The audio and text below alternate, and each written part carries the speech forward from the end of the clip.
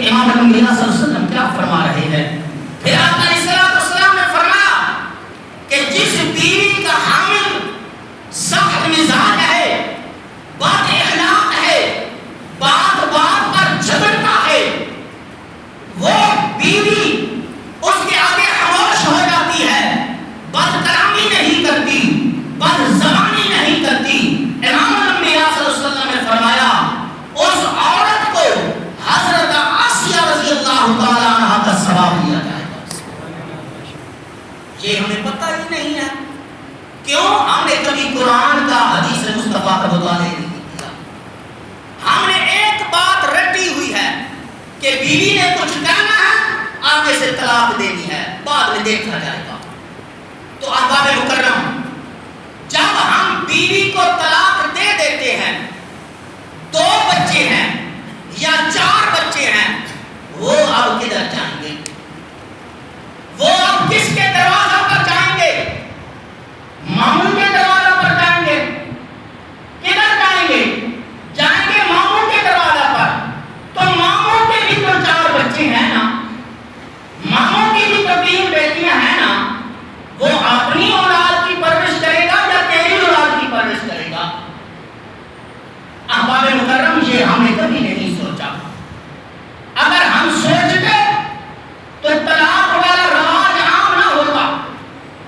احباب مکرم، جس کو ہم کھڑے ہو کر غصہ میں ایک ہی وقت میں 3 طلاقیں دے دیتے ہیں، کیا وہ کسی کی بیٹی نہیں ہے؟ کیا وہ کسی کی بہن نہیں ہے؟ کیا وہ کسی کی ماں نہیں ہے؟ احباب مکرم، جب طلاق دینے والا مرد اپنی بیوی کو فقط ایک وقت میں 3 طلاقیں دیتا ہے، کیا اس کی بہن بھی تو کہیں پر بیاہی ہوئی ہے؟ اگر اس کی بہن کے ساتھ یہ ہو تو اس کے دل پر کیا گزرے گی؟ اگر اس کی بیٹی کہیں بیاہی ہوئی ہے، اس کی بیٹی پر یہ بات گزرے تو اس کے دل پر کیا گزرے گی؟ یہ ہم نے کبھی سوچا؟ تو احباب مکرم، گھر بچانے ہیں، گھر کو اگر جنت بنانا ہے تو قرآن پاک کا مطالعہ کریں، حدیث مصطفیٰ کا مطالعہ کریں. مسند امام احمد بن حنبل کی حدیث پاک پڑھ رہا ہوں. حضرت ابو دردہ صحابی رضی اللہ تعالی عنہ، آپ فرماتے ہیں امام الانبیاء صلی اللہ علیہ وسلم تشریف فرما تھے.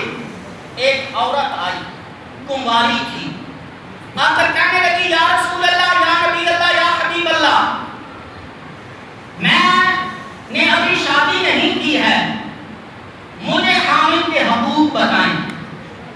امام الانبیاء صلی اللہ علیہ وسلم نے فرمایا کہ تجھ پر حامل کا اتنا حقوق ہے، اگر تمہارے حامل کے ناک سے رینٹ آ رہی ہے، پیپ آ رہی ہے، تو اس کو چاٹ بھی لے تو پھر بھی حامل کا حق ادا نہیں ہوگا. وہ حیران ہو گئی. امام الانبیاء صلی اللہ علیہ وسلم نے فرمایا تو اس بات پر حیران ہو گئی ہے. رسول اللہ صلی اللہ علیہ وسلم نے فرمایا کہ اگر میں خدا کے بعد کسی کو سجدہ کرنے کا حکم دیتا تو بیوی کو حامل کو سجدہ کرنے کا حکم دیتا. احباب مکرم، بیوی کے حامل پر اتنے حقوق ہیں، لیکن ہماری مائیں، ہماری بیٹیاں، ہماری بہنیں حدیث مصطفیٰ کا مطالعہ نہیں کرتی، قرآن کا ترجمہ نہیں پڑھتی کہ اللہ نے قرآن میں کیا بتایا ہے. وہ اپنی جگہ پر ضد ہو چکی ہے، حامل اپنی جگہ پر ضد پر آ چکا ہے، پھر مسئلہ طلاق تک پہنچ جاتا ہے. تو اب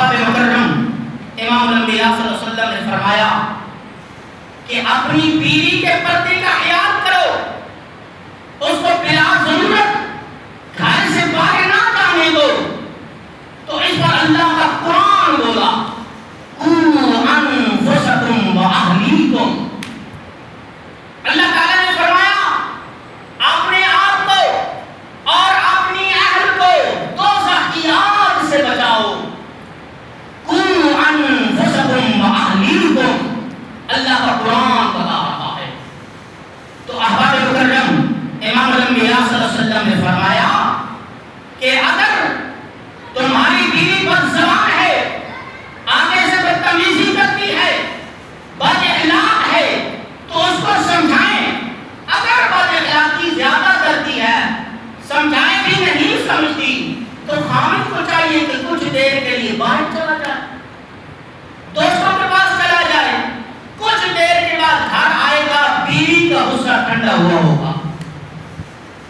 اگر حامد غصے میں ہے تو بیوی کے لیے یہ حکم ہے کہ وہ گھر کے کسی کمرے میں اپنے آپ کو بند کر لے، اس کے آگے جواب نہ دے، تھوڑی دیر گزرے گی، حامد کا غصہ ٹھنڈا ہو جائے گا۔ جب دونوں ایک دوسرے کو جواب دیتے ہیں تو احباب مکرم اس وقت بات طلاق پر آ جاتی ہے۔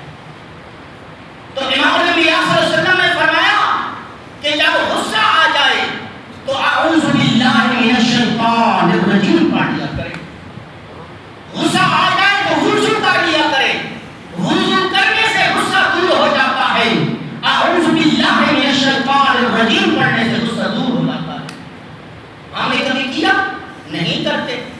کیوں؟ ہمیں اس بات کا پتہ ہی نہیں ہے، ہم نے کبھی حدیث مصطفیٰ کھولی ہی نہیں ہے، ہم نے کبھی اپنے امام صاحب سے یہ مسئلہ پوچھا ہی نہیں ہے۔